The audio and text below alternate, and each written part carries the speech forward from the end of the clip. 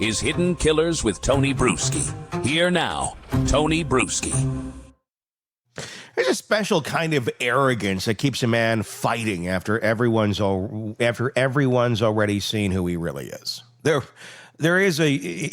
It's wow. Okay, you really can't read the tea leaves, can you? You really can't see the room. You can't read what we know you are.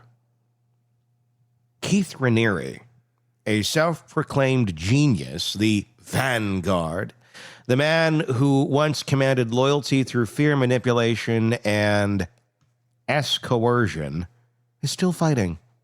Not for justice, not for redemption, but for the only thing he ever truly cared about: control. 5 years into his 120-year federal prison sentence, Raniere is back in court. Yes, Raniere, the founder of NXIVM. He's claiming the FBI, the very agency that exposed the horror that he built, fabricated the evidence that sealed his fate. That's the claim. According to him, he's the victim now. Framed, wronged, persecuted. Of course he is. And if he talks really calm like this, I'm sure you'll see it his way. It's the final act of a narcissist who refuses to die quietly. Let's rewind, in case you're not familiar with this story. Long before he became the punchline to his own cult, because yes, that's what NXIVM was, a cult.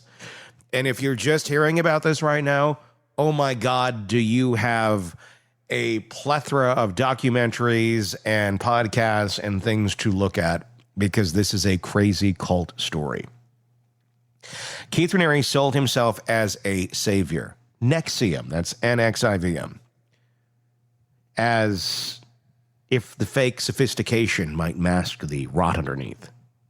It began in the late 1990s as a personal development company, a sort of corporate enlightenment movement wrapped in the language of empowerment. It started a lot of similarly to how people get sucked into Scientology, or any cult for that matter. Self-help. We're going to help you. And on the surface, on the very beginning levels, yeah, people find uses, because they're basically throwing a bunch of psychological empowerment language together that on the surface, yeah, can help a little bit. You dig a little bit deeper, and they start branding folks with his initials. And Allison Max from Smallville. Yes, Allison Max involved in this story, too. He pitched it like a mix between Tony Robbins and Buddhism. Self-mastery, discipline, breaking through, personal barriers, people, smart, driven, emotionally open people, bought in. But what Raniere was really doing wasn't empowerment. It was conditioning. Each course pulled members deeper into the hierarchy where he sat atop. He wasn't a mentor, he was a deity, a man who, according to followers, could read people's energy, heal their traumas, even correct their thoughts. There's a skill. That was the first lie. The second was DOS, not MS-DOS, the secret sisterhood within NXIVM that Raniere quietly ran. Women were recruited under the promise of empowerment, then branded with a cauterizing pen bearing his initials. They gave collateral, nude photos, false confessions, signed letters, ensuring obedience through blackmail, just like Scientology. Although they don't do the nude photos part, but they do the auditing. Tell us everything so we can take notes of it and use it against you should you ever try to say anything bad about us. They were told they were joining a master-slave mentorship group. Doesn't that sound appealing? You want to be part of the master-slave mentorship group? Yes, that'd be great, huh? A lot of people signed up. It would strengthen discipline. In reality, it was a front to basically sexual servitude. When investigators finally cracked NXIVM open in 2018, they found a digital trail that left no doubt who was in charge. Explicit photos, emails, commands, the voice of Raniere on recordings directing how women should be branded and who they should sleep with. Surprise, he was on the list. The man who claimed to teach ethics was, in fact, orchestrating psychological and sexual domination under the guise of growth. The fall of the Vanguard is the next chapter in this story, when Raniere was arrested in Mexico in March of 2018, because when you're running something legitimate, you, of course, flee to Mexico. He was hiding in a villa with several female followers. It wasn't a quiet takedown. It was the collapse of an empire built on manipulation. And the evidence was overwhelming. Federal prosecutors in the Eastern District of New York charged him with racketeering, sex trafficking, forced labor, conspiracy, and possession of child content.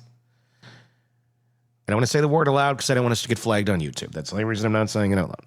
7 charges in total, every one of them dripping with proof. By June of 2019, a jury found him guilty on all counts. At trial, victims testified about the branding ceremonies, the starvation disciplines, the threats, the control. You know, it sounds like a great group to join, doesn't it? The U.S. Attorney's Office had laid it out simply. NXIVM was organized crime dressed in yoga pants and enlightenment slogans. At sentencing in October of 2020, Judge Nicholas Grafus didn't mince words. He called Raniere a man who exploited others for power, pleasure, and profit, and sentenced him to 120 years in federal prison. The courtroom was thick with emotion as victims confronted him, some trembling, some defiant, while Raniere, expressionless, refused to acknowledge their suffering. He didn't apologize. He didn't flinch. He spoke instead about truth, about integrity, about how someday people will see. It was the purest distillation of narcissism you could bottle. Even facing life behind bars, Raniere was still performing. After sentencing, NXIVM should have ended there, but narcissists never let go of their stage. Even from prison, Raniere maintained communication with loyalists who dubbed themselves the Forgotten Ones. They launched websites, podcasts, and social media campaigns insisting on his innocence. They organized dance protests outside the Metropolitan Detention Center in Brooklyn. Yes, literal choreographed dances for Keith. That's when you know your brainwashing has really taken effect.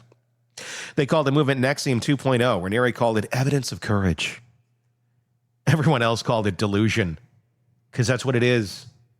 But this was the fuel he thrived on: attention, validation, followers still orbiting the black hole of his ego.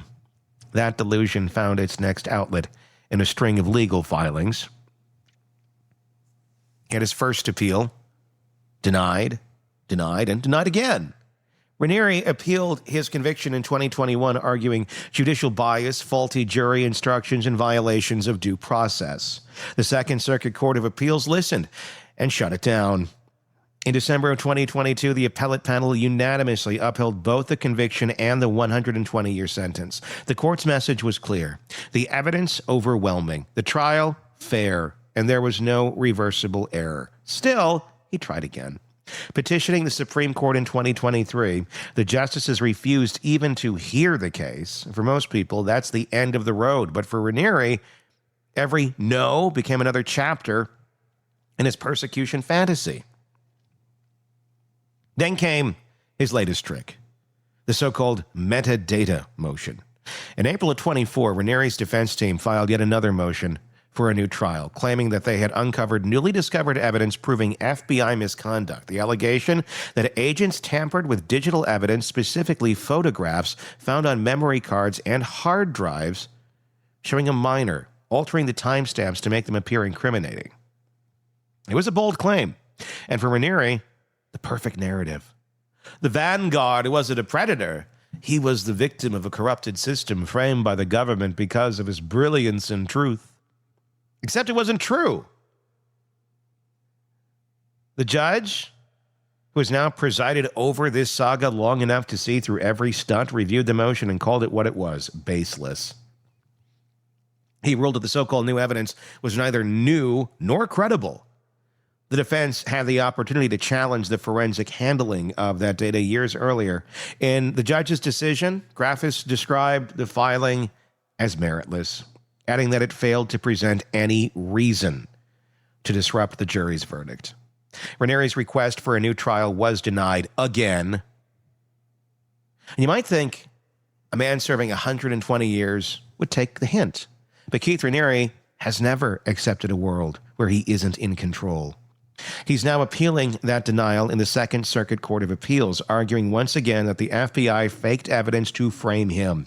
His lawyers claim a team of digital forensic experts found abnormalities suggesting metadata manipulation. They insist this shows an intentional governmental conspiracy. But when the case came before the appellate judges in October of 2025, the panel was not buying it. According to courtroom observers, the judge grilled his lawyers, pointing out that the alleged manipulation didn't alter the underlying content. The images themselves were undisputed, and the timeline claims had no bearing on guilt.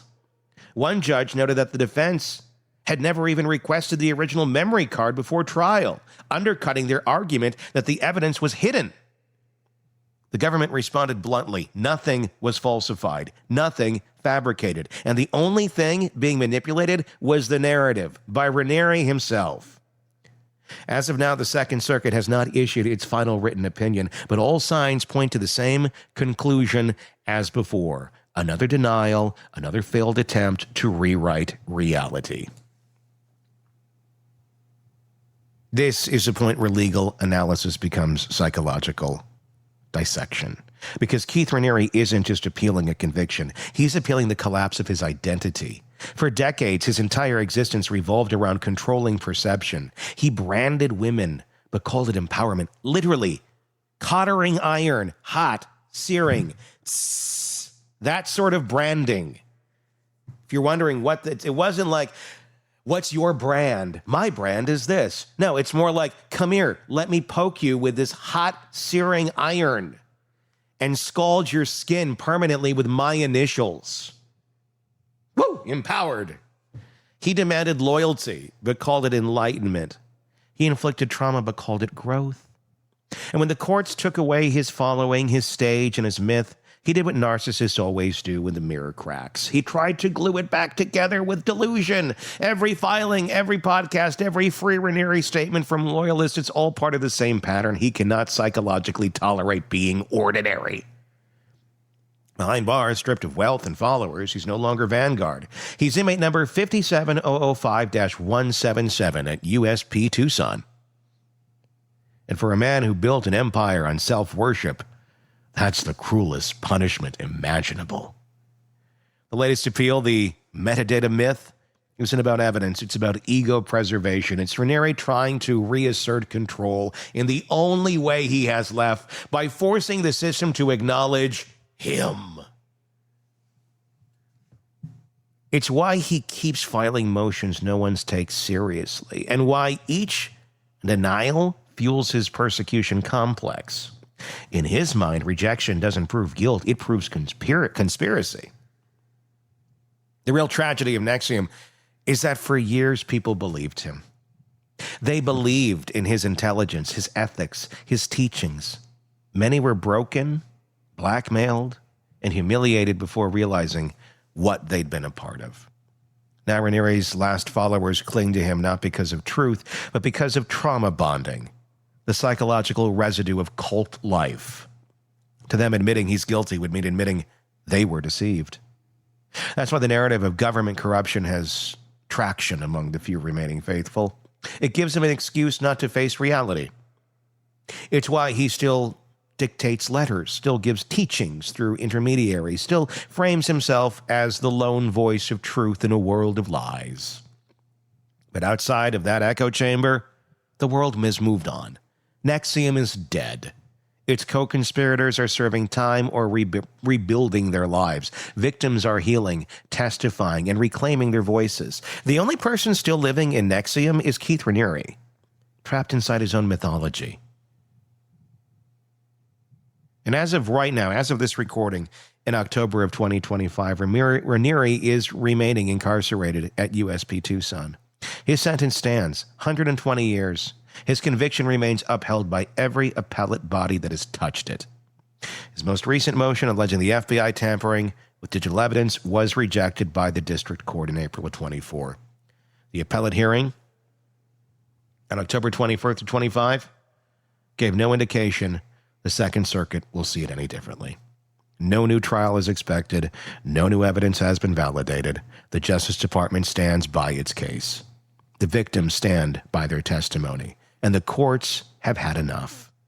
This is the end of the road. Not for the mythology. That will probably limp along in blog posts and conspiracy podcasts for years, but for the man himself. There will be no vindication, no reversal, no encore, just Keith Raniere, the one self-anointed genius, pacing a cell, wondering how a man so enlightened could be so profoundly stupid. And maybe that's the real closure here. Not in his final appeal, but in what it represents.